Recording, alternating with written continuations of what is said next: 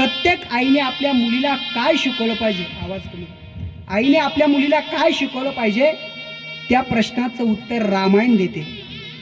आईने आपल्या मुलीला काय शिकवलं पाहिजे त्या प्रश्नाचं उत्तर या ठिकाणी दिलं जातं. मुलगा अंश आहे तर मुलगी अंश आहे, म्हणून प्रत्येकाला एक तरी मुलगी पाहिजे.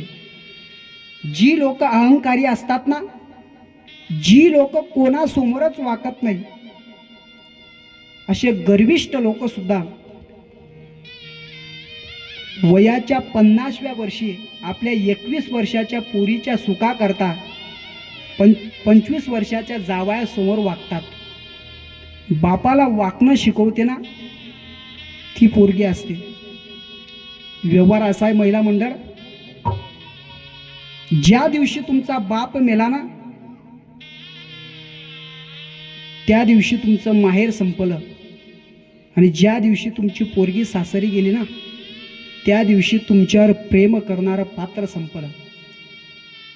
डॉक्टर, वकील, कवी, लेखक सर्व सांगतात आई खूप चांगली असते, पण आईच्याही पलीकडे ज्याचं कर्तृत्व असतं तो आपला बाप असतो. बाप असतो. आईपेक्षाही जर जगामध्ये कोण चांगला असेल तर मला असं वाटतं तो आपला बाप असतो. आई मला 10 रुपये दे म्हटलं की पॅकेटातून 100 रुपये काढून देणारी सगळ्याच पोरांनी पाहिली हो. पण आयुष्यभर कष्ट करून आपल्या आयुष्यभराचा सोय लावणारा बाप किती लोकांच्या लक्षात राहिला. दादा, आई तुम्हालाही आई मलाही. आपली आई जर मेली ना तिच्या कपाटात 100 नव्या साड्या सापडतील, पण महिन्याला 50,000 रुपये आपला बाप कमवत होता, पण अंगावर साधा नवा ड्रेस नव्हता, तो आपला बाप होता.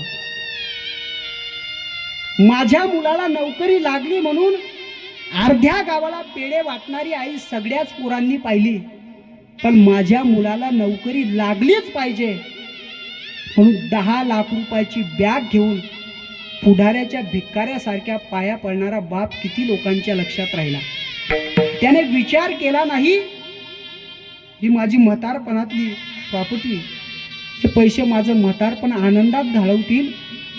त्याने विचार केला आयुष्यभर कष्ट करता करता माझं जीवन जसं दुःखात गेलं ना तसं जीवन माझ्या मुलाचं जायला नको, म्हणून आयुष्यभर कमवलेली प्रॉपर्टी ज्याने आपल्या नोकरी करता खर्च केली, आणि आपण जर तालुक्याच्या गावाला जाऊन बापापासून वेगळं राहत असू तर त्या बापाला काय वाटत असेल.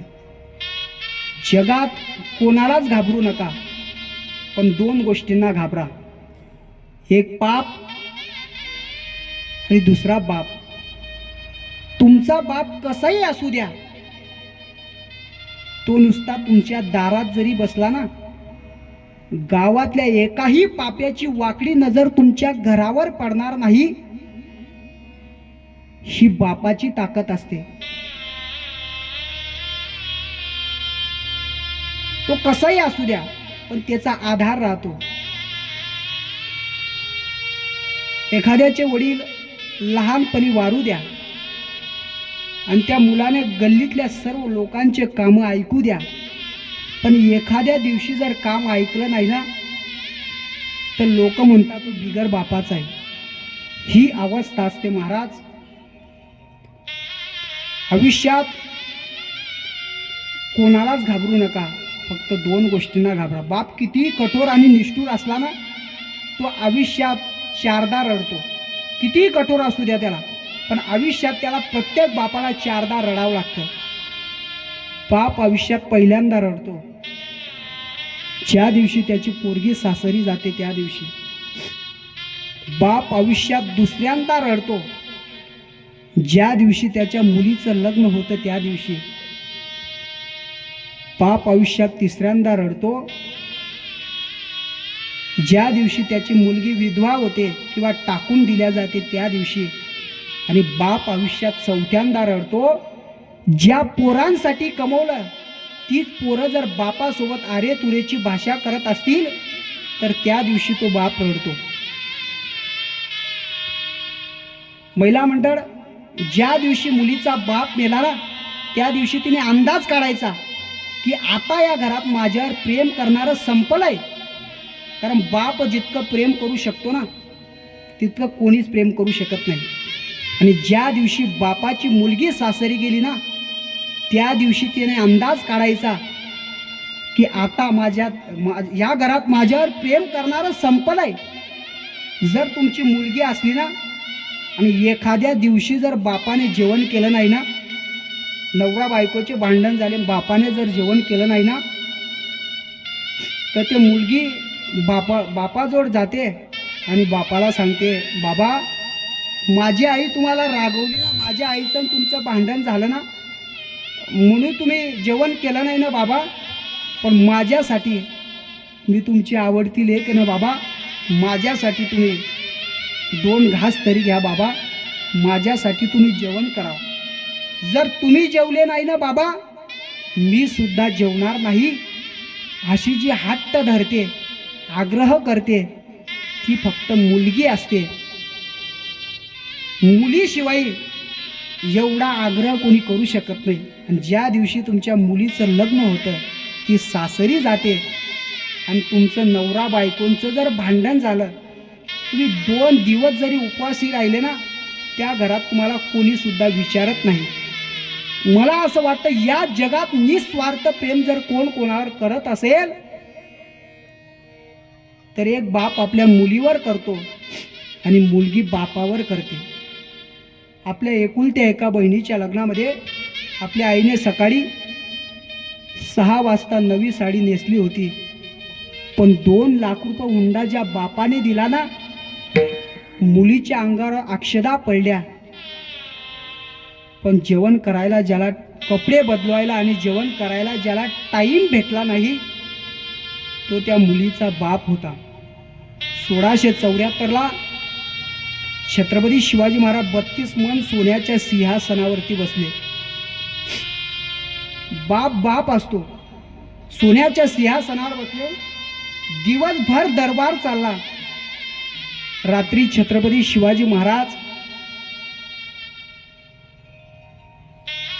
जिजाऊ महासाहेबांकडे गेले. डोक्यातला सोन्याचा मुकुट काढला आणि महाराष्ट्राचा राजा जिजाऊ महासाहेबांच्या पायात डोके ठेवून राजे ढसा रडायला लागले. मासाहेब आम्ही राजे झालो, मासाहेब आम्ही राजे झालो. मग राजे तुम्ही रडता का? मासाहेब आम्ही राजे झालो, 32 मन सोन्याच्या सिंहासनावरती बसलो.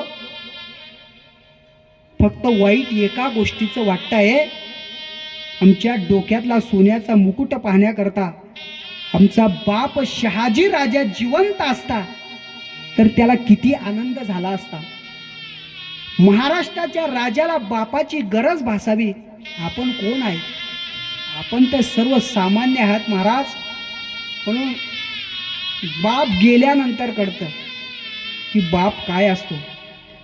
ह्या बाबतीमध्ये आम्ही खूप दुर्दैवी आहेत. माझे वडील वारले ना, मी फक्त 3-4 वर्षाचा होतो. बाप काय असतो हे मला कळत सुद्धा नाही. कधी कधी देवाला प्रार्थना करावी वाटते की देवा, हे आम्ही अनुभवलंय की ज्याचे वडील वारले ना, सपोर्ट करणारे कमी आणि नावं ठेवणारे जास्त असतात. त्यांना मी जे बोलतोय ना, तुम्हाला प्रत्येकाला पटेल